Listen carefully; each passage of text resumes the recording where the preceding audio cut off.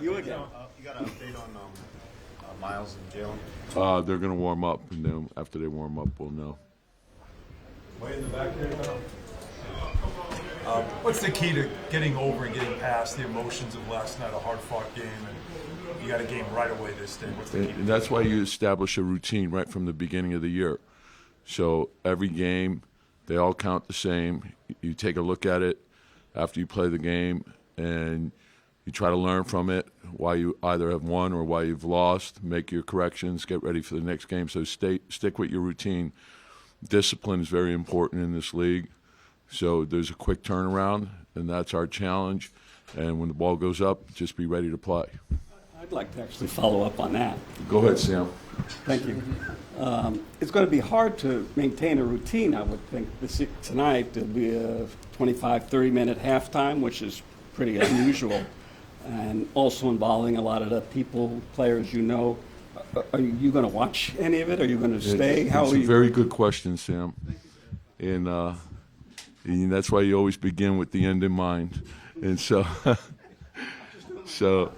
and obviously, we're thrilled for Derrick. And so, but that's also the NBA. And so when you go into the season, you talk about how important it is to have a routine and to understand all the different things that occur during the course of a season. And so you have to have a strategy for everything. So whether it's an early start, a late start, a back-to-back, an extended halftime, these are all things that, we see the 8:30 start.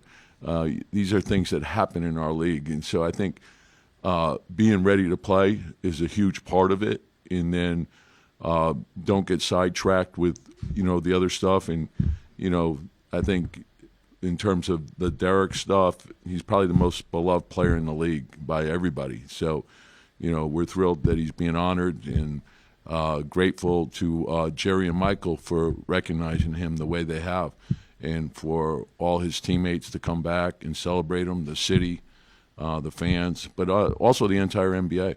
Tom, what was your reaction when you heard they were going to also retire his number next year?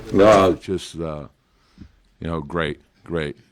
So well deserved, and I think for what he means to the city, the Bulls, the entire NBA, and I had the opportunity to coach against him, so I know how difficult that is.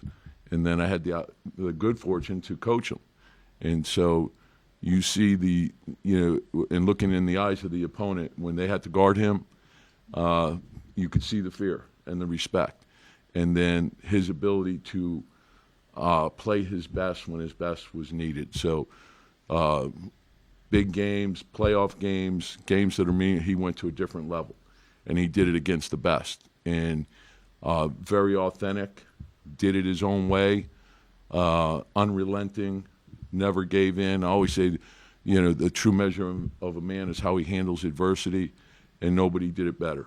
Right? He never stayed down. He always found a way to rise above. And look, I'm thrilled for him for the career he had. I think he's Hall of Famer. There's no question in my mind. He's a Hall of Fame player. So, Sam, don't question that. Go ahead. Because you were saying some interesting things, and I apologize for that. But I know you wouldn't look at it that way. But in many respects, you saved Derrick's career in Minnesota, bringing him back at a time when he was probably dismissed by a lot of the league. What do you think? I know what you said about you feel. What do you think it means to Derrick to have this in the jersey and everything that is going on? Well, I think it's really cool, but it also, I think, represents who Derrick is, and to do it, to have us part of it, where he played for the Knicks, and to have Simeon involved with it, and that's the beauty of him. Like his greatness as a player was easy to see, but the thing that stood out on top of that really was his humility and how he cared about everybody. And if you talk to any of his teammates, they would tell you the same thing. Everyone loved him, loved playing with him, loved how he cared about everybody. He just cared about winning. If someone else had a great game, he was thrilled for them. He was always lifting people up, and you can't ask for anything more than that. And so great human being, and to see just the way the city's responded, and for him, people don't realize how difficult it is to play in your hometown. And he did so many things behind the scenes that nobody knew about. That's just not who Derrick is. But he contributed a lot to the community, and not just here, everywhere he's been. And that says a lot about him as a human being. Tom, you want to talk about how special that team was in terms of their connectivity to each other? Even though he was quiet behind the scenes, do you think he had a large measure to that dynamic? I always say, like, the best leadership you could have are the things that you do. Like, there's a lot of guys in this league that say all the right things and do none of them, right? His actions always spoke volumes. So the way he treated his teammates, and like, we have Jalen, Brunson, who's having a tremendous career, and Derrick had a big impact on him. And he was a young kid coming up in high school, and his dad was an NBA player, and he was always around the gym, and but just the way Derrick took time for him, I think that helped. But that's Derrick. That's the essence of him. He loves when other people do well. He cares about people, and so just to see how it's all, and his growth. I mean, the people that have known him and watched him come up from high school, and most of you that are here from Chicago know that, but just watching his growth. And I can remember, when I first got here, it didn't say a whole lot, but his actions did. And then to watch him go through all the things that he went through, and to watch how he's grown as a person, and he'd come into a locker room and always have a book with him, always reading on the plane, just a very curious person, and has really grown. And I don't know what's next for him. Whatever it is, he'll be great at it, because that's the way he approaches things.